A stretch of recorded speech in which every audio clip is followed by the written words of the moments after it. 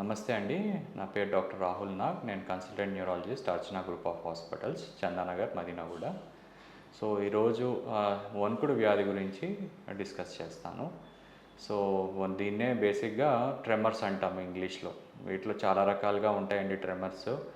కొంతమందికి ఫ్యామిలీ పరంగా వచ్చేవి ఉంటాయి, కొన్ని ఏమో ఆల్కహాల్ తీసుకోవటం వలన, కొన్నిసార్లు బ్రెయిన్ స్ట్రోక్స్ వచ్చిన తర్వాత కొంతమందిలో ట్రెమర్స్ రావటం అనేది కామన్.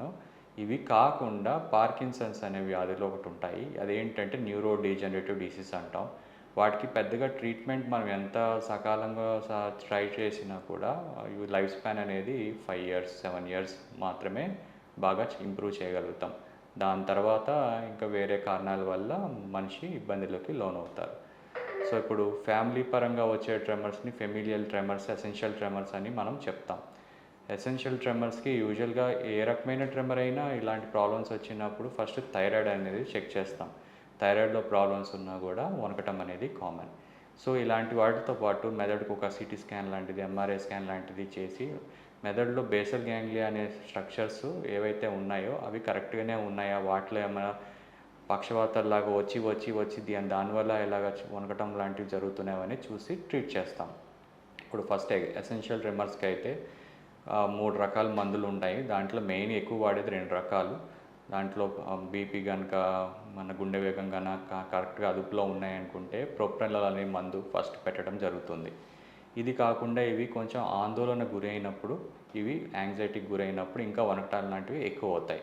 సో యాంగ్జోలైటిక్స్ అంటాం కదా, యాంగ్జైటీకి సంబంధించిన మెడిసిన్స్ పెట్టడంతో పాటు ఈ ప్రొప్రానోల్ అనే మెడిసిన్ కొంతకాలం వాడితే కొంచెం లైఫ్ స్టైల్ చేంజెస్ ఇలాంటివి, మెడిటేషన్, యోగా లాంటివి, బ్రీతింగ్ ఎక్సర్సైజెస్ చేస్తే కొంచెం హెల్ప్ చేయగలుగుతాయి.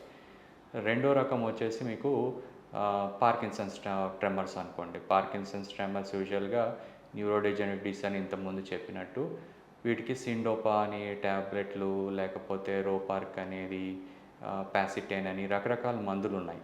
సో ఏంటంటే వీటిల్లో వణకటంతోనే కాదు, మతిమరుపులు లాంటివి, తరచుగా కిందకు పడిపోవటము, కొన్నిసార్లు కొంతమందికి యూరిన్ కంట్రోల్ అవ్వకపోవటము, బీపీ హార్ట్ రేట్ లాంటివి మార్పులు చెందుతూ ఉంటాయి. అంటే టైంకి కరెక్ట్గా ఉండవు, అంటే తక్కువ అవటం ఎక్కువ అవటం కానీ జరుగుతూ ఉంటాయి. సో అవన్నీ ఎక్స్ట్రా ట్రీట్ చేస్తాం.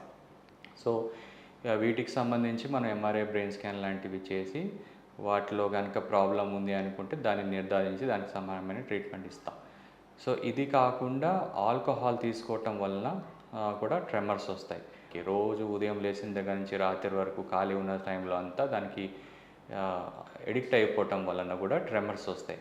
సో ఈ ట్రెమర్స్ ఏమవుతాయంటే ఉండి ఆల్కహాలిక్ ట్రెమర్స్లో వాళ్ళు మనం డాక్టర్ దగ్గరకు వచ్చి కలిసి కొన్నిసార్లు మందులు ఇచ్చిన తర్వాత ఆపి అన్ని ప్రయత్నాలు చేస్తే అవుతాయి. కొంతమందికి ఏమో ఫిట్స్ వస్తాయి. ఫిట్స్ వచ్చినప్పుడు దానికి విత్డ్రావల్ సిమ్టమ్స్ అంటాం. సో విత్డ్రావల్ సిమ్టమ్స్ కానీ సైన్స్ కానీ వచ్చినప్పుడు హాస్పిటల్లో అడ్మిట్ అవ్వాల్సి వస్తుంది.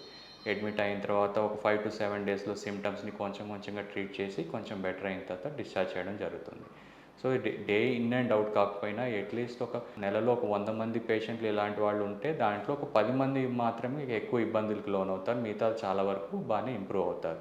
సో ఇట్లాంటి ప్రాబ్లమ్స్ ఉన్న వాళ్ళు ఎవరైనా వస్తే మా దగ్గరికి మేము టైంకి ట్రీట్ చేయగలుగుతాం. థ్యాంక్ యూ అండి.